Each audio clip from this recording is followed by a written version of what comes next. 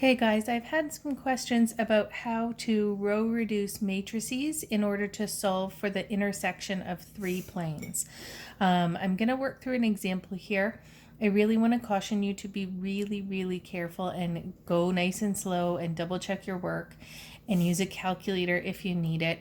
It's super easy to just kind of like miss a negative sign or make a little calculation mistake and it throws like the whole thing off. So there is quite a lot of kind of mental math of, doing minus and negative and multiplying by things in your head. So go nice and slow and write down your steps off to the side if you need to.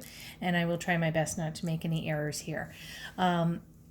One of the biggest things here is making sure that you are doing things in the right order so that your new calculations don't mess up the stuff that you've already done.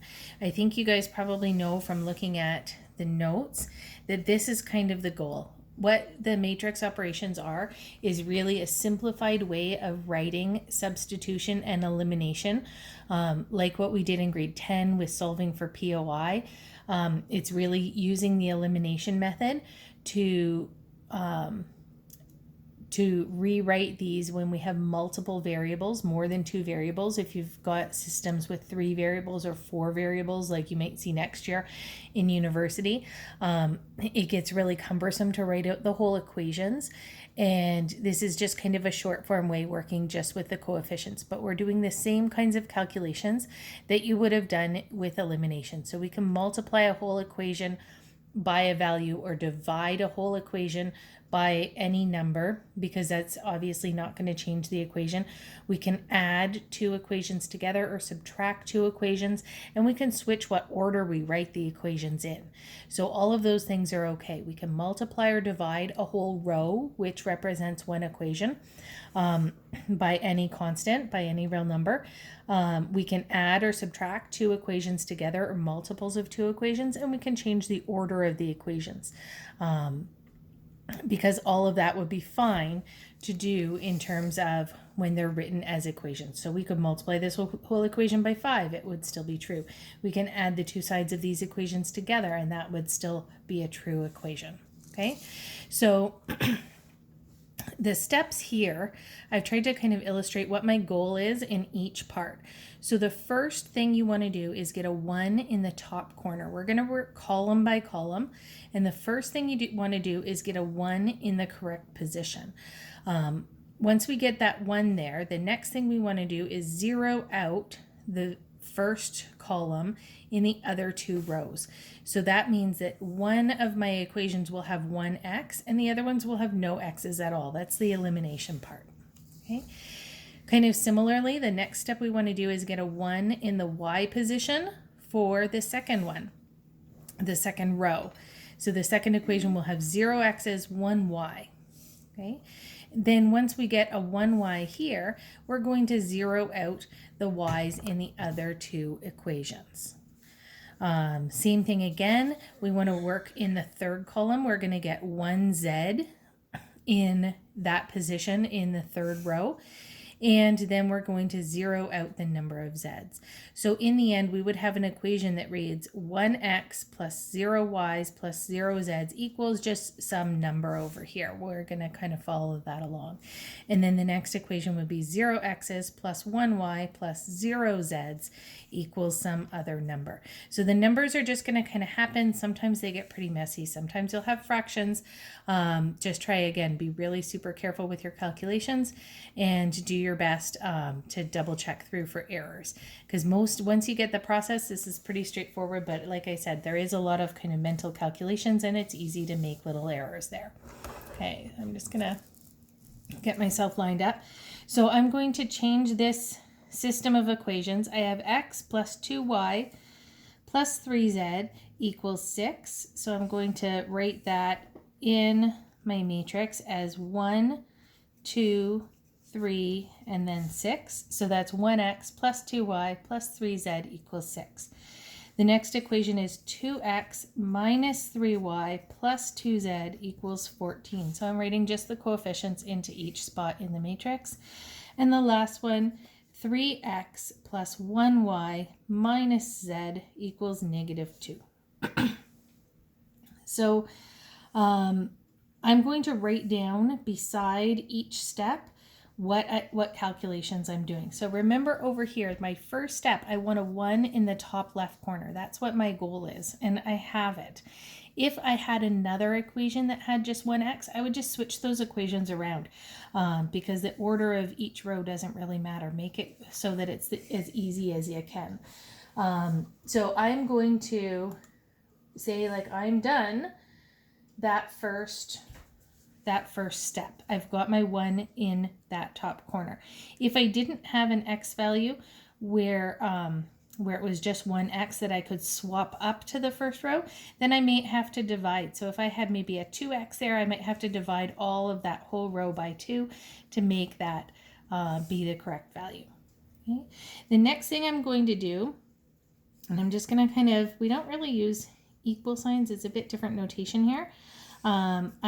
My next step is that I want to zero out the next rows here. So I want to create a 0 in the x column for the other 2 rows. So I'm going to say what I'm going to do here to get a 0 in this spot is that I'm going to take this whole row, the middle row, row 2, minus 2 of the row 1s. So I'm going to write that R2 minus 2 times row 1. So row 1 is not going to change. I'm just going to rewrite that. And then row 2, I'm taking the old numbers here from the middle row and subtracting 2 of the row above it. So 2 minus 2 times 1 is 0, which was my goal. Negative 3 minus 2 times 2, so negative 3 minus 4 is negative 7. 2 minus 2 times 3, and you can kind of see that this is where doing all of this math in your head does allow a lot of spots for kind of little mistakes to happen. So 2 minus 2 times 3, so 2 minus 6 is negative 4. And then the last one, 14 minus 2 times 6, so 14 minus 12 is 2. And I'm going to do the same idea, and I'm just going to write down here, oh, sorry, that's a little bit off the camera. Row 3 is going to be, take the old row 3 and subtract 3 of row 1s. Okay, so row 3 minus 3 times row 1, same idea. 3 minus 3 times 1 is 0. 1 minus 3 times 2, so that's 1 minus 6 is negative 5. Negative 1 minus 3 times 3 is negative 10. And negative 2 minus 3 times 6, so that's negative 2 minus 18 is negative 20. Okay, so that's gotten my first 2 steps. I've gotten a 1 up there, and I've zeroed out the other pieces. The next thing I want to do is get a 1 in this middle spot. So in the next row, or pardon me, the next column, I need a 1 in the Y position. So I could divide this row here by 7, by negative 7, and get a 1 there. That would be kind of the most obvious choice. The problem with that is I don't really want to be dealing with like 4 over 7 and 2 over 7. So if you can avoid getting fractions, it just makes things a bit messier. If you can avoid fractions, I would do that. And instead of doing that, I'm going to do a swap. I'm going to say row 2 is going to be equal to negative 1/5 row 3. So I'm going to take this row 3, and we are allowed to swap rows. So I'm going to swap that up to the middle, and I'm not changing row 1 at all. So I'm going to keep that the same. Swap this third row up to the middle because that divides much, much nicer by negative 5. So I'm going to have 1, 2, and 4 in that position. And I'll just put the third row as the old second row. So I'm kind of switching these two and dividing this bottom row by negative 5 to get that 1. Okay. The next step is going through here. Now I need to zero out the other positions in that second column. And you see, because I zeroed these out, it's not going to mess up my other column. That's going to stay consistent. So I've got this middle row is good.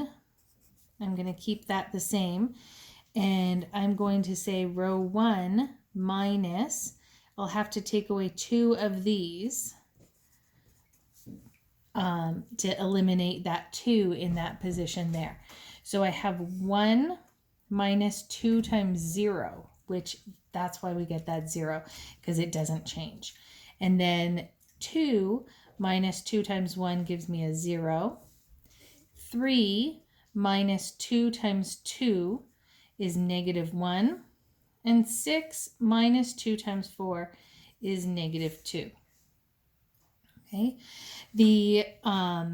the third row, we want to zero out that -7 position. So I'm going to say row 3 is going to be plus 7 times row 2. So I've got this row 2 position. I'm going to add 7 of them because it's a -7, and that will zero it out. So here I have 0 plus 7 times 0 is still 0. -7 plus 7 times 1 is 7, or 0. You can see what I mean, easy to make little mistakes. So -7 plus 7 times 1 is 0. -4